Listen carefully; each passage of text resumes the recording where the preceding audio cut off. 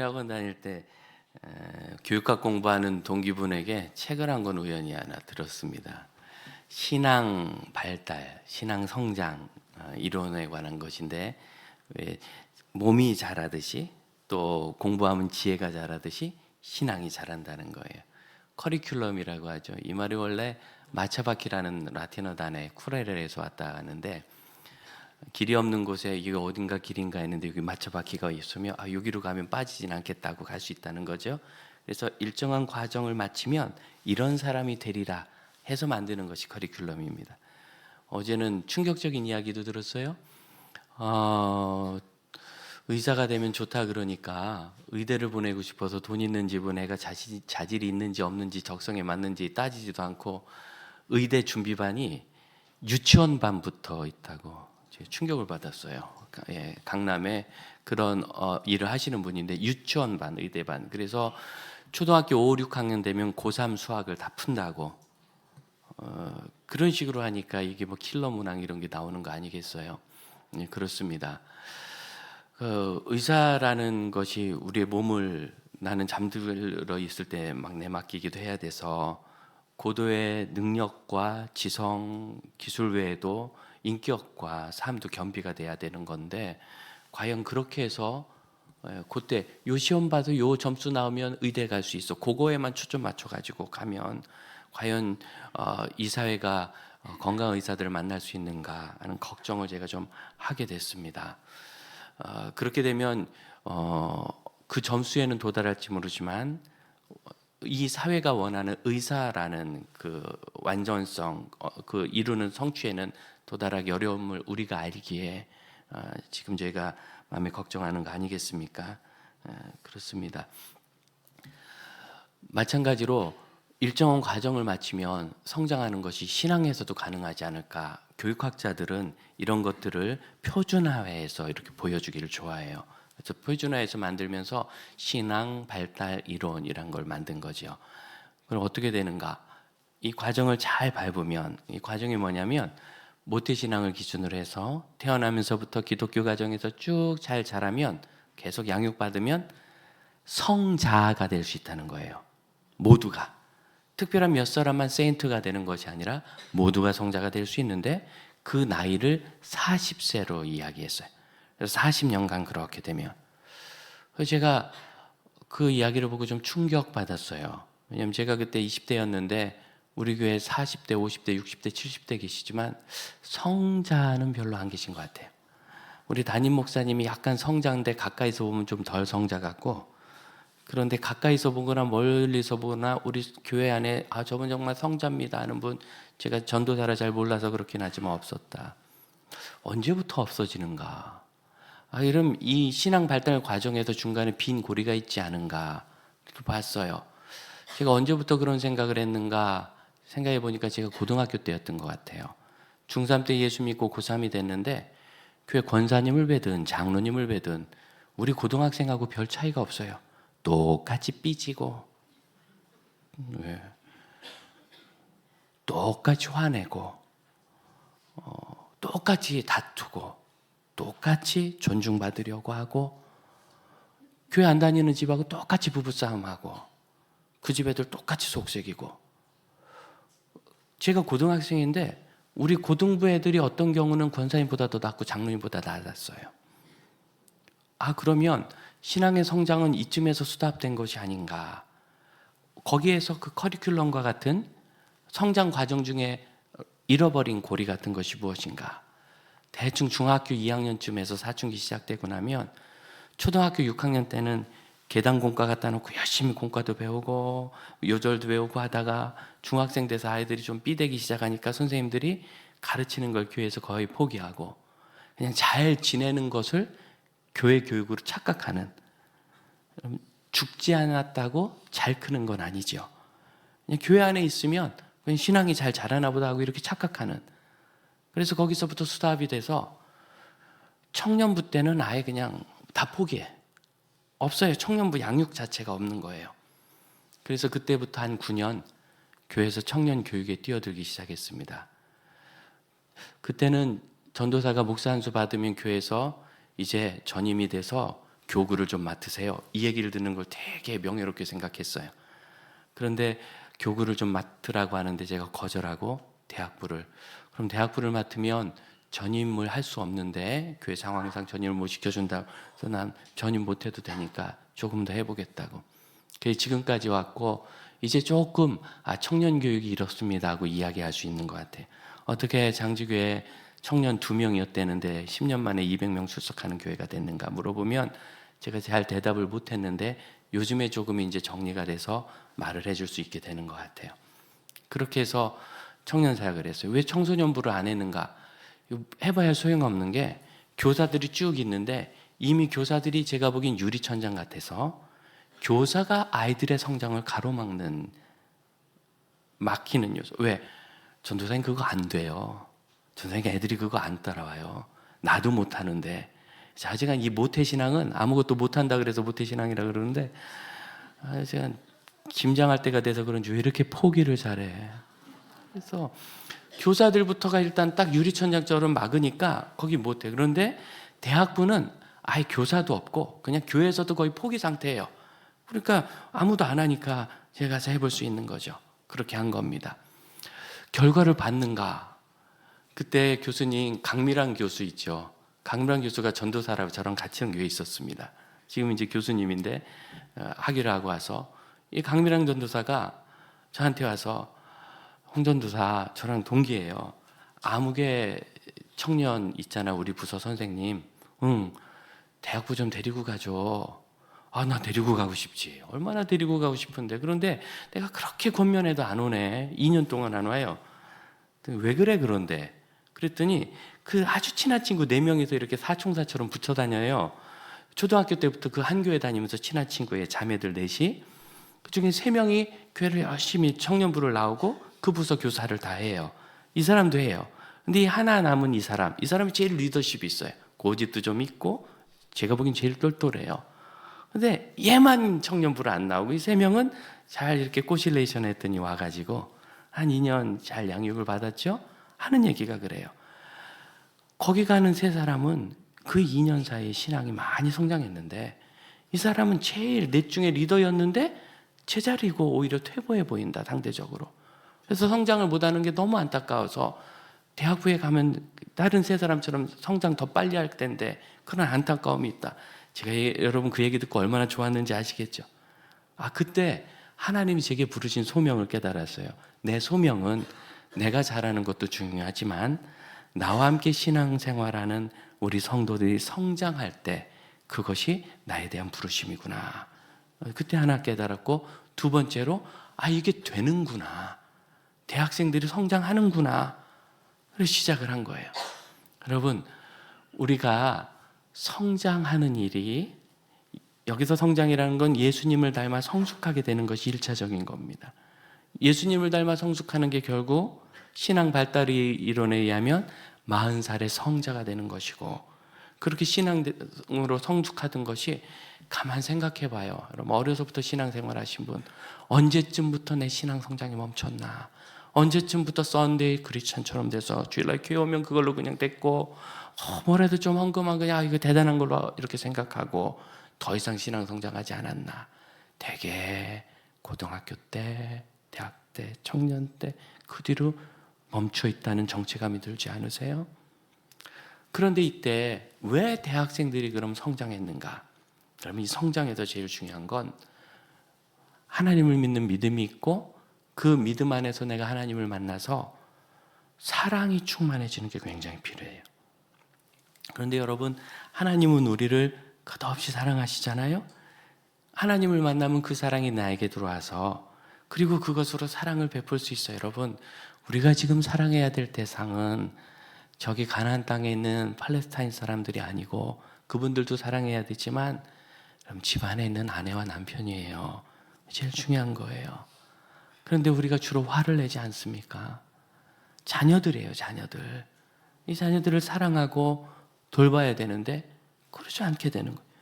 우리 부모님들이에요. 여러분 부모를 왜 이렇게 미워하세요? 알고 보면 그들도 불쌍한 사람이에요. 어쩌다 나 같은 딸을 낳아가지고 효도도 못 받고 좀 그렇게 봐야지 왜 나 어렸을 때 그런 거 안 해줬나?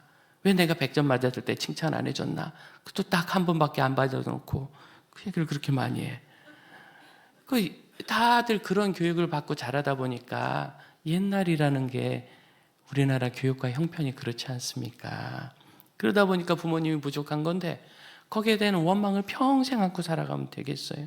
여러분, 내 가족이야말로 내가 사랑해야 되는데 이렇게 사랑하려면 늘 그런 이야기를 해요. 목사들에게 성도들을 돌보고 상담 잘하라고. 그때 어느 목사가 그럼 우린 누가 상담해 줍니까? 그러더라고요. 누가 하긴 주님이 하셔야지. 주님께 가서 내가 치유받고 회복되고 그 넘치는 사랑으로 성도를 사랑하는 게 목회 본분 아니겠어요? 우리도 똑같아요. 가정에서 내가 믿음의 사람으로 섰다는 것은 내가 주님을 만나서 주님을 만났더니 나를 얼마나 사랑하시는지 알게 되고 그 사랑을 나눌 수 있게 되는 거죠. 그래서 그렇게 될 수 있었던 핵심적인 비결이 뭔가? 기도예요. 우리가 하나님을 만나는 길은 기도 외에는 없습니다.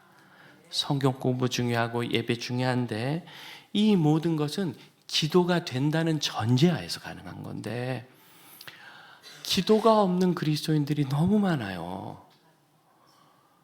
기도하는 것. 우리 그때 청년들이 무슨 일을 했느냐면 마태복음 18장을 읽다가 두세 사람이 내 이름으로 모인 곳에 나도 그들 중에 있느니라. 우리가 이 말씀을 좀 순진하게 믿어보자. 이게 신학적으로 해석적으로 전체 문맥에서 이런 거 그만두고 그냥 그 구절을 좀 순진하게 애기처럼 믿어보자. 그럼 우리가 두세 사람 모여서 주님의 이름으로 기도하고 주님의 이름으로 교제하면 그 자리에 예수님이 계신 거 아니냐. 그래서 우리 예수님이 매일 이곳에 오시게 하자. 그럼 매일 두세 사람이 모이면 되겠네. 그래서 365일 저녁 8시부터 9시까지 하는 365일 작정 릴레이 기도회를 시작했어요. 이 이름도 3658 기도회. 365일 8시에 모인다. 그래서 1년치를 한 달 단위로, 두 달 단위로 쫙 기도 자원자표를 붙여놓고 아이들이 한 10명 제자 훈련도 받고 리더 훈련을 받으니까 청년들 한 40명 모이던 아이들이 한 40, 50명 됐어요. 숫자도 늘었고 제자들도 많이 생기고 그래서 그 친구들이 훈련받은 아이들이 제가 이날 인도할게요. 자원에서 다 적는 거예요. 그리고 그 밑에 2명 이상이 저도 같이 그날 기도할게요. 왜? 셋은 돼야 오다가 한 명이 자빠지면 2명이 오지. 예, 그래서 혼자 오면 두세 사람이 안 되잖아요. 그래 아주 단순하게 믿고 한번 해보자. 도전인 거예요. 매일 모이려니까 적절한 기도실이 없어요. 이 일이 공감이 되니까 청년들이 수백만 원을 헌금해서 잠옷실 비슷한 데다가 그걸 싹 공사를 했어요. 우리가 공사하고 컵라면 쭉 사다가 거기다 싸놓고 커피도 갖다 놓고 간식도 넣고 왜? 학교 갔다 바로 오는 아이들이 있을 거 아니에요. 그 교회가 인천이니까 직장 갔다 바로 오는 아이들 라면이라도 먹으라고 싸놓고 그 옆에다 저금통을 하나 갖다 놨어요. 교회 재정도 한 푼 안 썼어요. 내가 언제든지 기쁜 마음으로 거기다 돈을 넣자. 저도 많이 넣습니다. 없는 살림에. 지금 몰래 최정문사 허락 받고 넣어서 허락 안 받고 넣어서 지금 고백한다면 아이들이 대학생들이 용돈이 있나요? 그 중에 한 아이가 굉장히 많이 넣었는데 자주 너 돈 어디서 났니? 그랬더니 은혜 받아서 술을 끊었더니 돈이 남는다고. 그래서 그 친구가 밥도 여러 번 샀어요. 술을 끊었더니 돈이 그렇게 남대. 난 술값이 그렇게 비싼 줄 그때 알았네요. 그게 비싸대. 그렇게 해가지고 누구든지 먹고 그 돈이 이제 라면 간식 커피 떨어지면 그 저금통 털어다가 다시 사다 놓고 1년을 그럼 정말 365일을 성공했어요.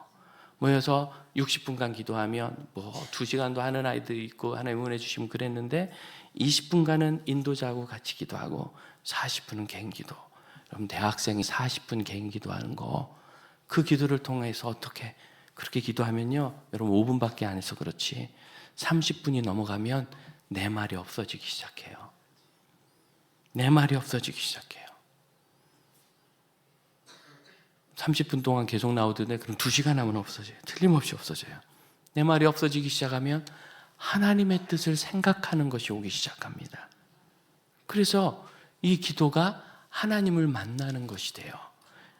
18절을 한번 보세요. 18절. 이 말씀을 여러분 꼭 마음속에 새기실 수 있기를 바랍니다. 함께 읽습니다. 여호와께서는 자기에게 간구하는 모든 자 곧 결실에 진실하게 간구하는 모든 자에게 가까이 하신. 이 가까이 하신다는 것은 곁으로 가신다는 뜻이에요. 그를 가까이 데리고 가시는 게 아니라 하나님이 그에게 가까이 오시는 거예요. 누구에게? 간구하는 모든 사람에게. 어떻게 간구하는 사람? 진실하게 간구하는 사람. 히브리어 진실하다, 에메트라는 단어 두 개가 있어요. 진실에 관한 히브리어 단어가 하나는 에메트고 하나는 아만인데 이 아만에서 아멘이 왔어요. 그렇게 될 줄로 믿습니다. 그래서 여러분 히브리어의 진실이라는 우리 성경에 번역된 이 단어들은 그 안에 솔직이라는 단어가 큰 게 아니라 우리는 진실 그러면 솔직이잖아요. 그건 아주 기본이고 그게 아니라 신뢰가 그 안에 들어있는 단어예요. 내가 믿습니다. 그럼 누구에게 솔직히 얘기해요? 내 마음을 다 털어놔도 이 사람이 나를 존중할 거다라고 신뢰가 가는 사람에게 솔직히 얘기하죠. 그러니까 여기서 진실이라는 단어는 하나님에 대한 신뢰와 충성이 포함되어 있지 않으면 할 수 없는 거예요. 자, 그럼 여러분 하나님 앞에 나갈 때 뭐가 필요합니까? 우리는 능력이라든가 똑똑한 거나 어떤 성취가 필요하다고 생각하지만 하나님은 그게 아니에요. 하나님께 오는 사람은 믿음이 있는 간구를 할 수 있는 사람. 그러면 하나님께 가는 사람은 믿음의 기도를 하는 사람이 하나님께 가는 거예요. 뭐 어쩌 하다 보니까 이게 우리 노예일도 우리 교회가 좀 섬기고 총회일도 우리 교회가 섬기고 뭐 조미인가요? 많이 섬겨요 정말. 이렇게 섬기게 되니까 그 일에 담임 목사가 계속 끼게 되거든요. 지난주에도 전화가 와서 목사님 뭐 좀 물어봐서 대답을 했어요. 왜 그래요? 그랬더니 무슨 위원회가 교육 관련해서 구성되는데 목사님 꼭 추천하고 싶어서. 아이고 그 다른 분 하시죠. 아니 어떻게 될지 모르지만 일단 목사님이 꼭 가셔야 될 것 같아요. 그래서 이야기해요. 그럼 거기다 뭐라고 얘기하겠어요? 홍승영 목사가 지금까지 뭘 했고 교회는 어떻고 성도들은 어떻고 지금까지 어떤 평가를 받았고 이런 거 올릴 거 아니에요. 우리는 누구를 만나든지 어디에 가든지 내가 그동안 한 실적, 포트폴리오를 가지고 가게 돼 있어요. 그런데 여러분 하나님께는 그게 아니에요. 하나님께는 내가 무엇을 했는가를 가지고 가는 것이 아니라 하나님을 신뢰하는 믿음으로 기도하며 가는 거예요. 이래서 우리 하나님이 특별하신 분인 겁니다. 그때 그 청년들이 거기서 쭉 박규훈 목사님께 물어보세요. 그때 그 교회 청년들이 어땠는지. 지금도 그 얘기를 가끔 부부가 하실 정도로 인상적으로 성장한 청년들이 되었어요. 무엇을 통해서? 기도를 통해서. 기도를 통해서. 여러분 이 시편은 다윗의 찬송시라고 145편 1절에 보면 돼 있죠. 찬송이라는 게 뭐예요? 찬송이라는 거 이게 칭송이라고 돼 있거든요. 그러니까 어떤 사람의 어떤 훌륭함, 하나님께 대해서 말씀드린다면 하나님의 그 위대함을 송축하는 것, 칭송하는 게 찬송이에요. 그럼 그 위대함을 칭송하는 것이 진실이 되려면 그것이 남의 이야기에 의해서는 소용이 없어요. 내가 경험하고 만난 하나님이어야 돼요.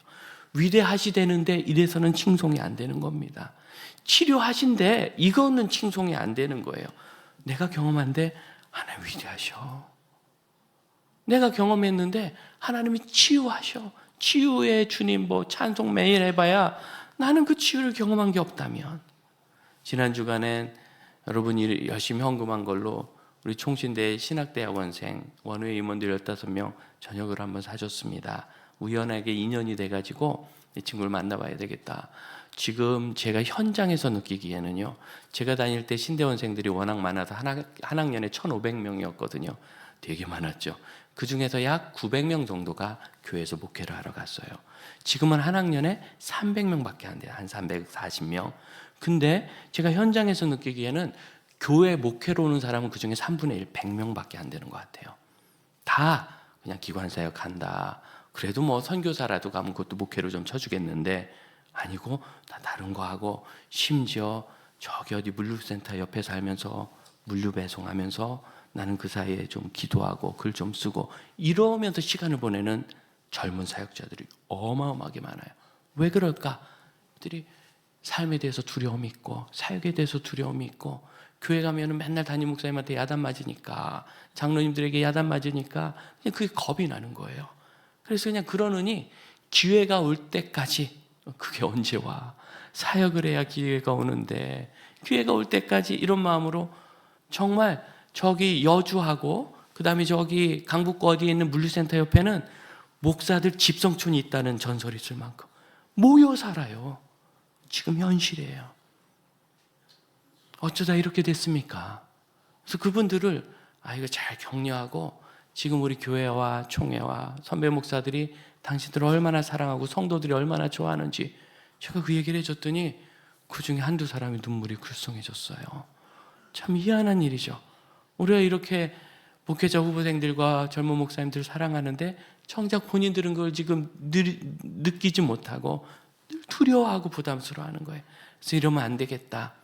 그래가지고 만났더니 또 일 몇 가지를 좀 소개를 해달라고, 그래서 얼른 소개해줘서 일도 좀 잘 되고, 그러니까 힘이 나는 거죠. 하나님이 역사를 하신 거예요, 그 짧은 시간에.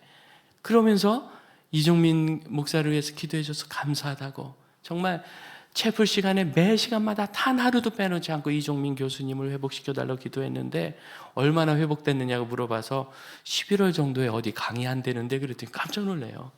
저기 학교에도 오실 수 있어요? 그랬더니 한 친구가 그러더라고요. 만일 교수님 그때 와서 강의를 하든 설교를 하든 하면 많이들 울 것 같다고. 그렇게 기도하고 치료하시는 하나님을 그렇게 경험해야 목회자가 되는 거고, 그걸 경험해야 믿음의 성도가 되는 겁니다. 찬송할 게 생기는 거예요. 어디에나 계신 하나님, 저는 어디에나 계신 하나님을 확실히 만난 것이 군대였어요. 군대에는 안 계실 것 같아요.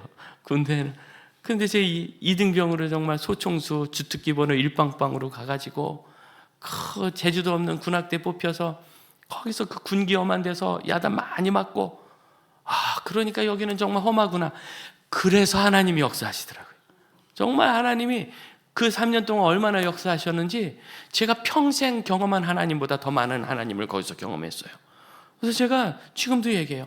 하나님은 군대에서 계시더라. 그럼 여기 예비역들 다 공감하시죠? 그럼 어디나 계신 거 맞다. 어디나 계셔요. 경험을 해야 그 하나님을 칭송할 수 있는데, 이 이야기는 뭐냐면 다윗이 자신의 인생을 통하여 경험한 하나님을 이렇게 찬양하는 시인 거예요.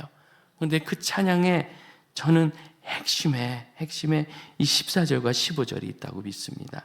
13절을 먼저 보기를 원하는데, 결국 다윗이 이 모든 것을 경험한 것은 뭐냐면, 여호와의 나라는 영원하고 주의 통치는 대대 이르십니다. 자기 평생에 이 이스라엘 왕국을 하나님이 다스리시고, 이스라엘뿐만 아니라 온 세계를 주님이 다스리시고, 주님이 왕 되신 하나님의 나라구나. 그런 그 나라의 왕은 어떻게 하시는가? 14절, 모든 넘어지는 자를 일으키시고 비굴한 자를 일으키신다. 이 비굴은 우리가 얘기하는 그 비겁을 말하는 단어는 아닙니다. 이 원래 엎드려졌다라고 다른 곳에서는 다 번역된 단어인데, 엎드려졌다 그러니까 가다가 돌뿌리 걸려서 엎어진 것 같잖아요. 그건 아니고 누가 그를 강제로 구부러뜨린 거예요. 강제로. 우리가 그럴 때 있잖아요. 참 억울하게, 또는 내가 실수했을 수는 있지만 회복할 기회도 주지 않고 그냥 그라운드 팍 땅바닥에 내 동땡에 찢어지듯이, 어디 하소연할 때도 없고 하소연해봐 해결도 안 되고 나만 불쌍하고, 그럼 사실 나는 그렇게 비겁한 사람은 아닌데 그 순간에 말할 수 없는 비천함을 느껴요. 그 비굴이에요. 그런데 하나님은 그를 일으키세요. 이 세상의 왕들은 똑똑한 사람, 돈 많은 사람, 실적 있는 사람을 가까이 하고 싶어 할 거예요. 그러나 하나님은 그렇지 않고 그들을 일으키세요. 그게 우리 하나님의 나라입니다. 다윗이 만난 하나님은 그런 하나님. 히브리서 12장 1절, 그러므로 우리에게는 구름처럼 수많은, 얼마나 많은가? 구름처럼 수많은 증인들이 있다. 누구? 믿음의 증인들. 그들은 그렇게 하나님을 만났어요. 우리도 만나실 수 있기를 축복합니다. 15절, 모든 사람의 눈이 주를 앙망하는데 때를 따라 그들에게 먹을 것을 주신다. 때를 따라. 우리 하나님은 때를 정확하게 계산하시는 분입니다. 우리는 때를 잘 몰라요. 그래서 누가 오면, 도와달라고 오면 사실 저는 피해요. 왜냐하면 도와주는 게 좋은 결과가 안 나와요.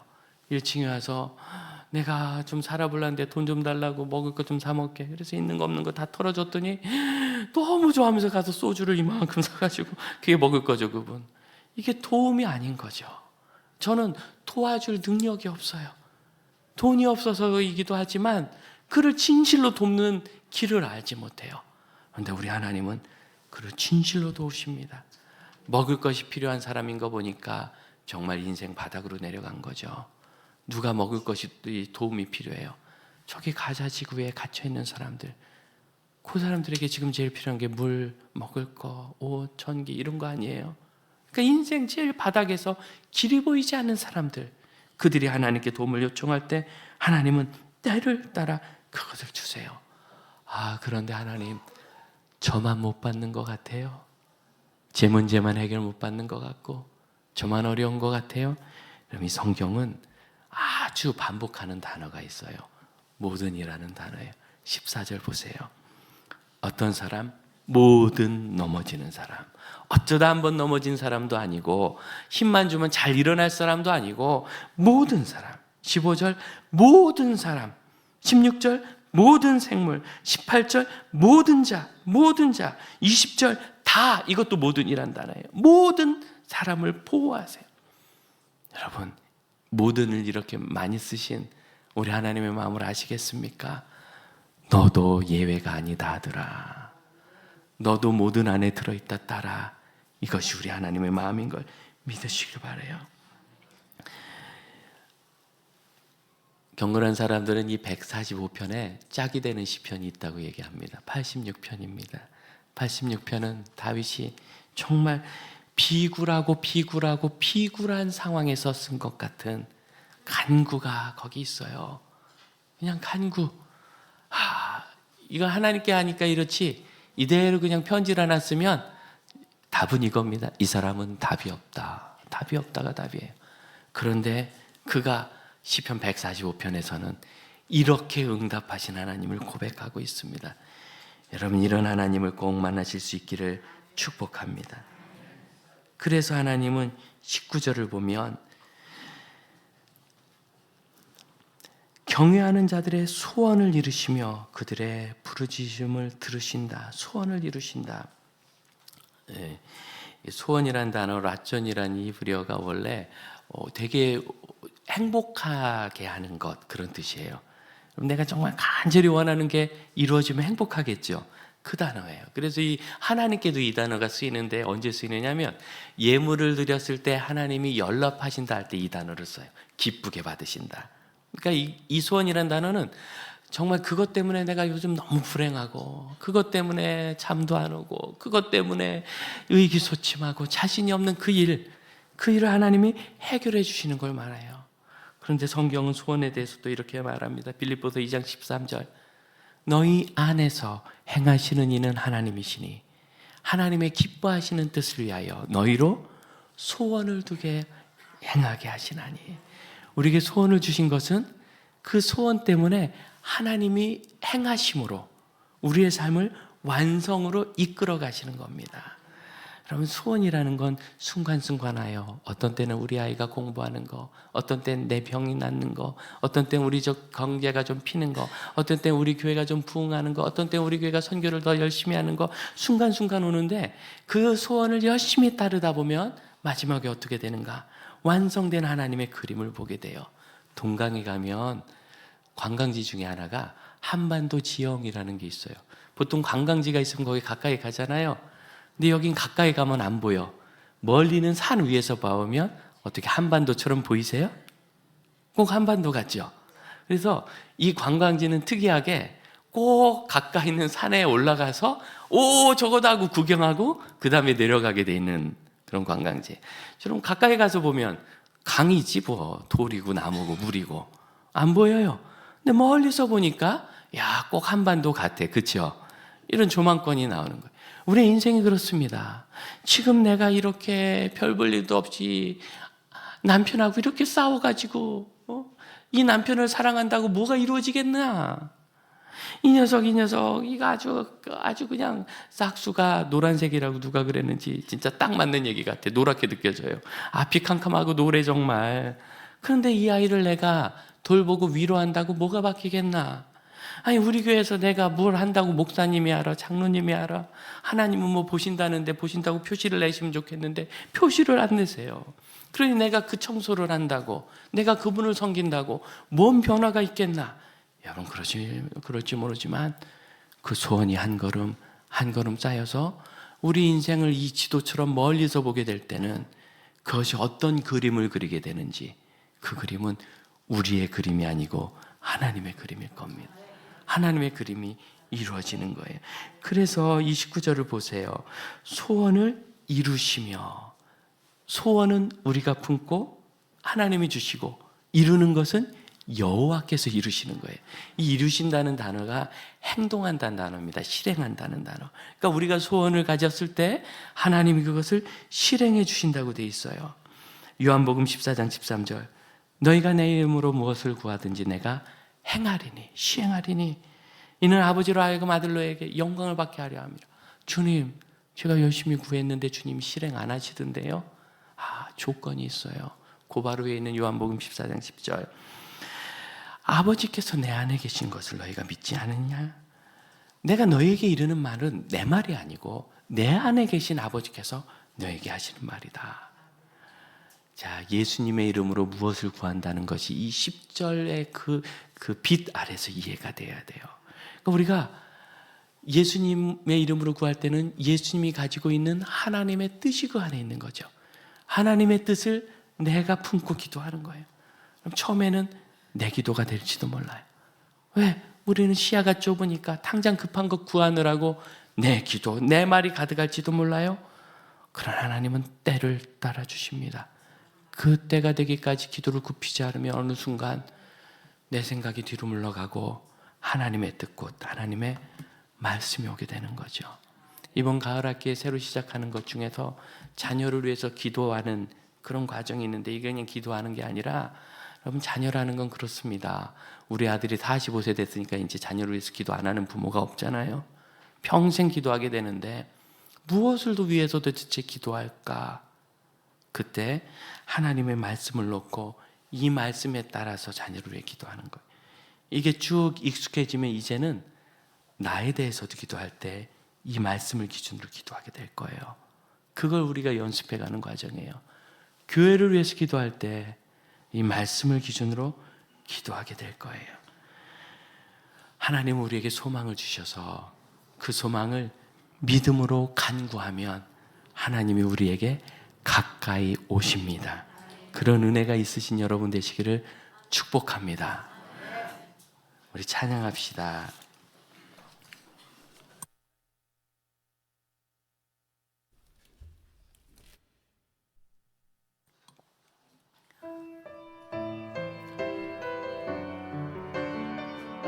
이 세상을 살아가는 동안에 우리는 주님을 바라보며 기도합니다. 이 세상을 살아가는 동안에 나의 힘을 의지할 수 없으니 기도하고 낙심하지 말 것을 주께서 참 소망이 되시리라. 주의 길을 걸어가는 동안에 주의 길을 걸어가는 동안에 세상에 것 의지할 수 없으니 감사하고 낙심하지 마. 자리에서 일어납시다. 주께서 참 기쁨이 되시리라. 하나님의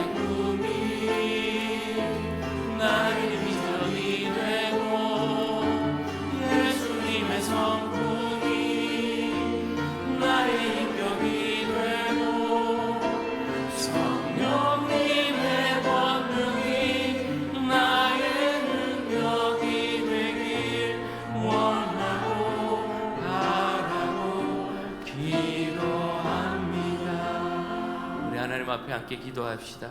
미가 선지자는 100만 마리가 되는 양이나 넘쳐 흐르는 강물 같은 기름으로도 우리가 하나님께 나아가지 못한다라고 얘기했는데, 오늘 성경은 우리가 오직 믿음으로 진실하게 하나님을 의지하고 간구하면 그는 하나님께서 가까이 와주시는 사람이 될 거라 약속하십니다.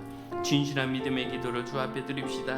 함께 기도하겠습니다. 주님, 저희 평생에 주님을 찾으며 주의 이름을 부르며 주님께 기도하고 우리 하나님이 역사하시는 것을 바라보며 하나님의 역사를 이루며 하나님의 영광을 바라보고 하나님의 사랑을 이루어내는 참 믿음의 사람들이 되게 하여 주옵소서. 주님, 언제나 주님께서 저의 마음의 소원을 주시고 그 소원대로 행하사 저희 영혼을 만족하게 하시는 것을 언제든 만나며 내가 충만하게 하여 주옵소서. 기도하겠습니다. 이 세상 살아가는 동안에 저의 마음의 소원이 많았지만 주님, 그것이 어떤 의미가 있는지 알지 못했습니다. 오늘 이제 저의 마음의 소원을 이루시는 주님을 통하여 하나님의 뜻을 저희가 시행하고 예수 그리스도 형상 닮은 성자와 같이 성숙하기까지 저희 믿음의 여정이 굽어지지 않도록 주여 저희를 돌봐 주옵소서. 언제든지 저희의 뜻 주장하다가 오래 기도하는 중에 하나님의 말씀으로 감화되어 변화되게 하시고, 좁은 눈으로 눈앞의 것을 보다가 오래 기도하는 중에 우리 하나님 보여주시는 비전으로 인하여 새롭게 되어서 하나님의 뜻을 이루고 하나님의 나라를 바라보며 우리 인생 끝나갈 때 아름다운 하나님의 작품을 바라보는 믿음의 형제자매들 되게 하여 주옵소서. 지금은 우리 주 예수 그리스도의 은혜와 하나님의 크신 사랑과 성령의 역사하심이 자신의 삶을 들여 하나님 앞에 믿음의 기도를 올리는 형제자매들에게 이제로부터 영원토록 함께 하실지어다. 아멘.